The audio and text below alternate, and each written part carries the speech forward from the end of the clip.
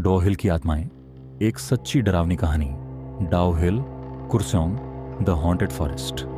भारत की खूबसूरत पहाड़ियों में से एक है दार्जिलिंग, जहां हर साल लाखों पर्यटक प्राकृतिक सौंदर्य का लुत्फ उठाने आते हैं। लेकिन इसी जन्नत के एक कोने में बसी है कर्सियांग, जो अपने चाय के बागानों और कोहरे से ढके पहाड़ों के लिए जानी जाती है। और यही है एक ऐसी जगह जो सौंदर्य के साथ साथ सन्नाटे और मौत की छाया लिए खड़ी है, डॉ हिल, जहां पेड़ों की सांसें भी डर पैदा करती हैं और सन्नाटा चीख बनकर दिल चीर देता है।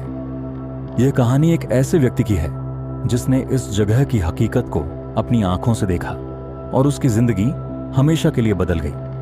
राघव, एक युवा फोटोग्राफर को हॉरर और रहस्यमयी जगहों की तस्वीरें लेने का शौक था। उसे स्थानीय लोक कथाएं, भूत प्रेत की कहानियां और वीरान जगहें खींचती थीं। जब उसने पहली बार डॉ हिल के बारे में सुना तो उसे लगा कि यह तो बिल्कुल वैसी ही जगह है जैसी वो अपने कैमरे में कैद करना चाहता था। लोगों ने उसे मना किया, वहां मत जाना, वहां कुछ है जो इंसान को अंदर से खा जाता है। लेकिन राघव ने किसी की बात नहीं मानी। अक्टूबर की एक कोहरे से ढकी सुबह वह अपने कैमरे के साथ कर्सियांग पहुंचा। आसपास के लोगों से बातें की और डॉ हिल के बारे में जानकारी ली। सबकी आंखों में डर था और होंठों पर सन्नाटा। पहला दिन, आत्माओं की बस्ती डॉ हिल का इलाका घना और वीरान था। जंगल के बीच बनी तंग सी सड़क पर चलते हुए राघव को पहली बार कुछ अजीब महसूस हुआ। हवा में कुछ अलग था, जैसे कोई उसे देख रहा हो लेकिन कहीं नजर नहीं आ रहा। विक्टोरिया बॉयज हाई स्कूल, जो वहां का सबसे पुराना स्कूल था, अब बंद हो चुका था। चारों तरफ टूटी हुई खिड़कियां, झूलते दरवाजे और हर कोने में जमी हुई धूल। लेकिन अंदर कदम रखते ही राघव को किसी के चलने की आहट सुनाई दी। उसने कैमरा उठाया, तस्वीर ली, लेकिन कैमरे में कुछ भी नहीं था। फिर उसे एक कमरे में से बच्चों की हंसी सुनाई दी। वह डर गया, लेकिन उसकी जिज्ञासा उसे आगे खींचती रही। दूसरा दिन, बिना सिर का लड़का। अगले दिन वह स्कूल के पीछे की ओर बने जंगल की ओर बढ़ा। यह वही जगह थी जिसे स्थानीय लोग डेथ रोड कहते थे। वहां का सन्नाटा चीखने जैसा था। हर पेड़ जैसे कोई पुरानी कहानी कह रहा हो और हर पत्ता जैसे किसी के दर्द की गवाही दे रहा हो। तभी अचानक राघव ने देखा कि एक लड़का दूर सड़क पर चल रहा है। वह अकेला था, धीरे धीरे उसकी ओर आ रहा था। लेकिन जब वह पास आया तो राघव की आंखें फटी की फटी रह गईं।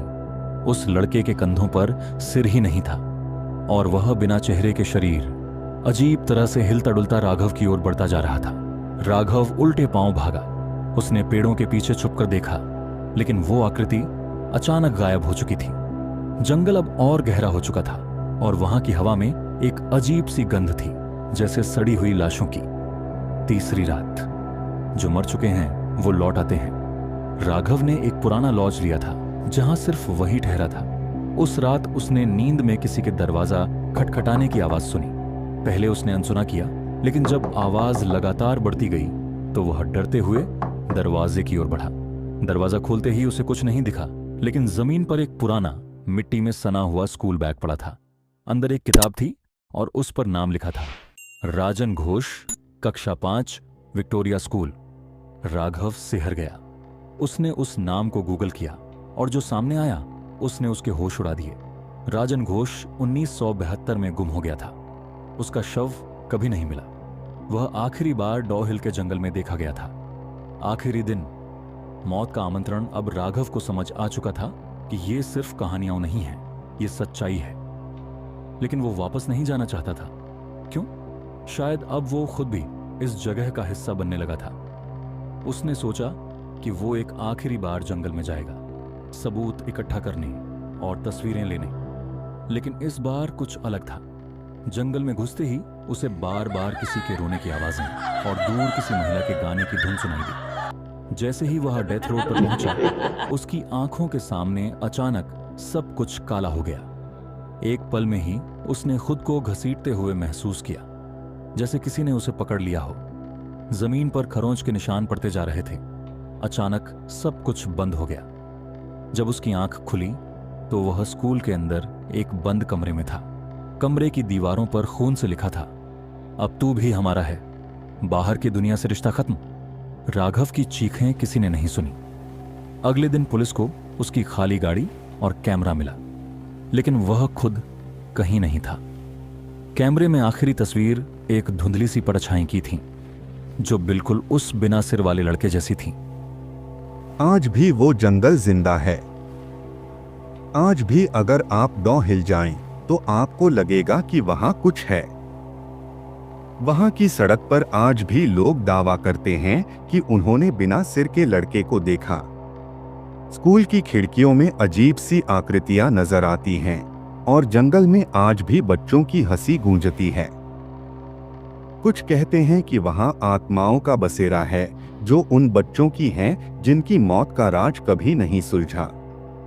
और कुछ लोग कहते हैं कि वो आत्माएं कभी कभी नए साथियों को ढूंढने बाहर निकलती हैं। क्या आप तैयार हैं डॉ हिल जाने के लिए? अगर आप कभी दार्जिलिंग जाएं और आपके अंदर हिम्मत हो, तो एक बार डॉ हिल के उस जंगल में जरूर जाएं। लेकिन याद रखिए, हर आने वाला लौट कर नहीं जाता। शायद अगली परछाई किसी और की नहीं, आपकी अपनी हो।